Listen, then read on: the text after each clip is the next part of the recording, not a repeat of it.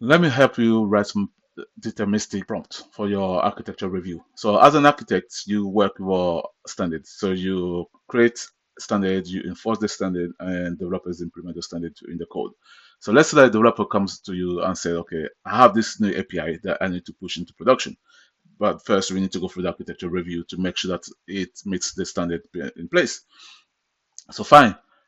Usually, most people will go to one of the LLMs. In this case, I'm using Qwen 3.6, but you can also use ChatGPT. You can use any other DeepSeek and Claude, and do your review. So this is a way to use generative AI to automate your workflow.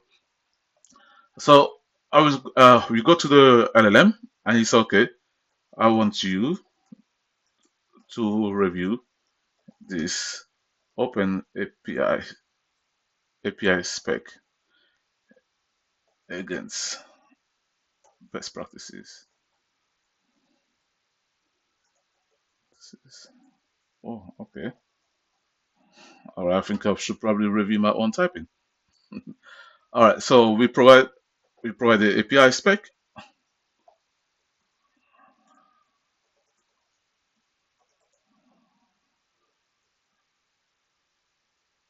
Okay, and we say okay, fine. Just let me just put it too fast. So what the LM does goes and look up the internet, see what are the best practices, and comes back with an answer. As you can see, number one is got some critical gaps that needs to be fixed. And number two, it has some architectural design improvements, so resource orientation versus RPC style. It comes back with some recommendation in developer experience on elements, some refactoring. So you even refactored the OpenAPI spec, right?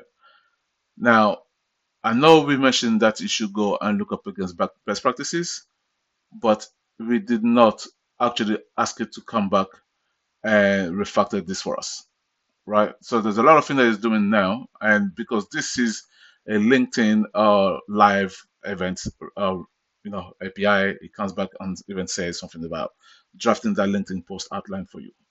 We never asked that. So let's look at what the summary of this is. Actually, should I summarize it somewhere? It didn't provide any summaries. So see, this is the first problem already. The AI did what the AI thought was best for us. Now, what we need to tell the AI, right?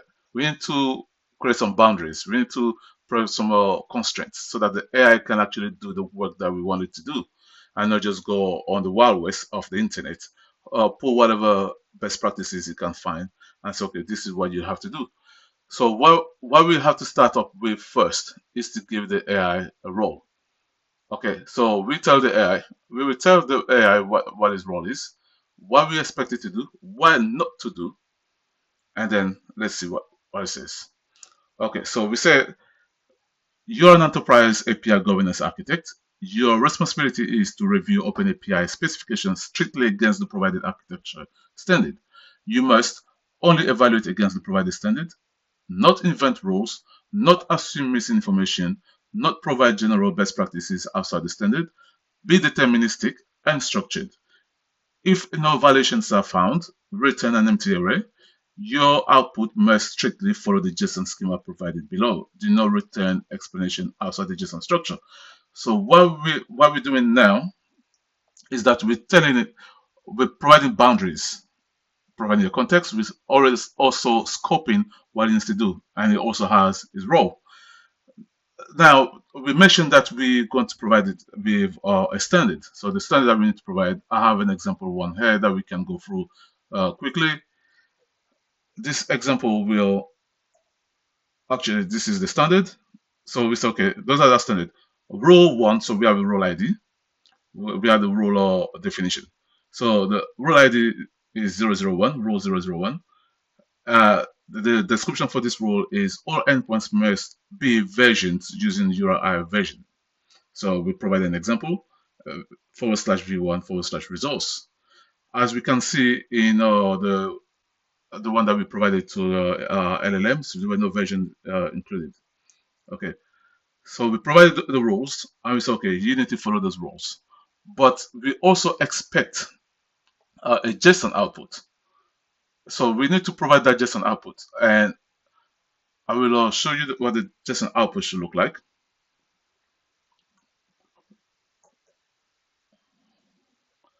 So this is the JSON output. We ask it to return a JSON array of objects with the following structure. We need to know the role ID. We need to know the description. We need to know what endpoint is violating it.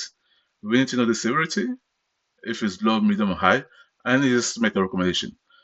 In how do we score the severity? So we also provide a legend, so the severity definitions, where we say that low is minor inconsistency, medium, standard deviation with moderate impact. So you are deviating, but the impact is moderate. And a high will be critical governance or security violation. So if we look at what we provided before, and this is what the LLM actually outputted. So it's okay, that's some critical gaps here, missing error responses, ambiguous date and time handling. There's some lack of input validation constraints, architecture design improvements. So it came up with own improvement. We never actually discuss any of the things with the LLM, right?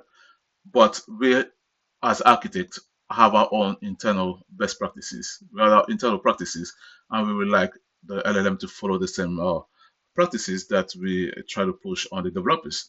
So this is why we provided based on the input here. So let's see what happens now when we ask it to validate or to review the OpenAPI spec against the standard and provide it in the output that we want.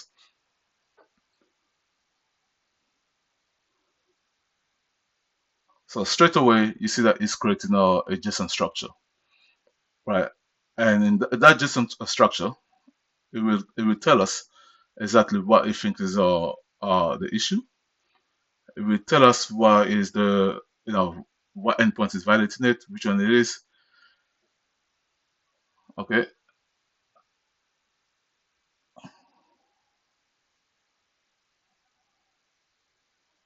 okay. So this is quite interesting. Even though we give it some specific rules, it looks like one of the rules were in we went into a lot of detail in that one. So and that's rule number 5. Results name must use kebab case. Right. And the reason why it went into detail because the resources are not using kebab case. Right. But at least now this JSON, because it's a JSON format, the validation, if we create that as a web service, so it becomes architecture as a service, the developer can actually make a query to those endpoints, get a JSON output, and automatically run it against their own environment and know exactly what to do next. So if we just quickly touch on some of the rules. So rule 1 was violated because all endpoints must be versions using URI versioning. We give an example. Now the endpoints such as events.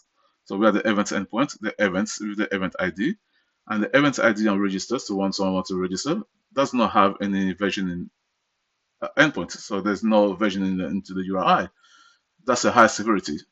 So the recommendation is to prepend V1 to all the path definition in the section.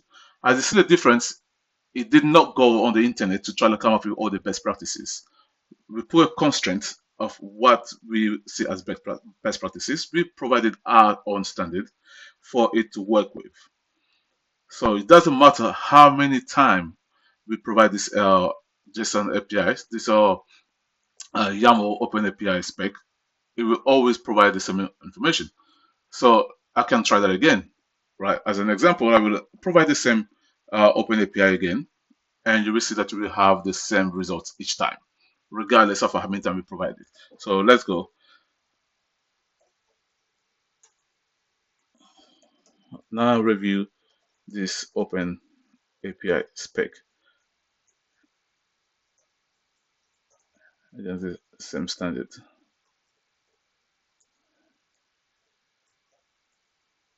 and provide the output in JSON format as discussed.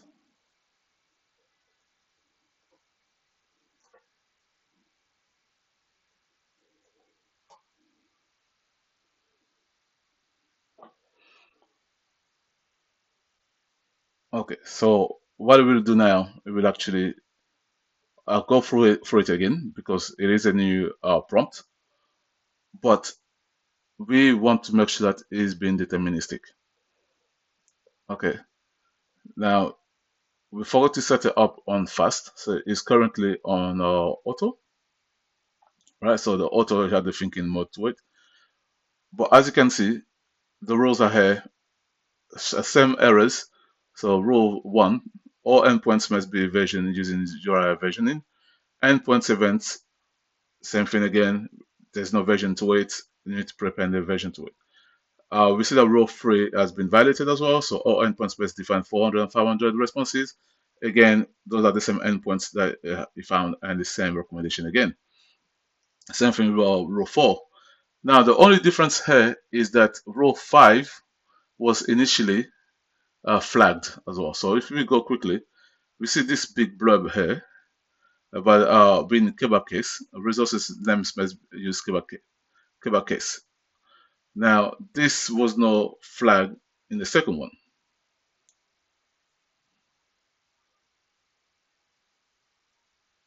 Okay, so if let's provide it a third time. So we will provide the same Open API spec for the third time, and we should get the same result again. All right, so review this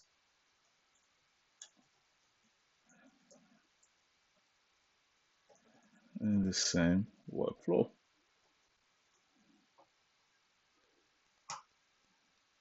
Okay, so I left it on thinking mode. I'm guessing that a lot of you will be using thinking mode anyway into your work, and that will force it to work a lot harder. Again, so rule one is picked up again. Straight to rule three, we set it as high. Rule four again. So in thinking mode, rule five is not been flagged, and as you can see, same thing. It does. We provided some more Open API spec, and it came back with the same recommendation. And this makes it a very deterministic prompt. I hope that if you didn't get anything from this 5 minute, 10 minutes video, that you at least find out figure out how to write deterministic prompt for your own architecture review. You can automate this letter using a microservice and have the microservice connecting to endpoints. You can also look into, if you're working around the APIs and you want to connect to a ChatGPT API, you may want to look into things like temperature, because if you drop the temperature to 0, it will be a lot more deterministic as well. Okay, thank you all. I hope that you really enjoy this. Goodbye.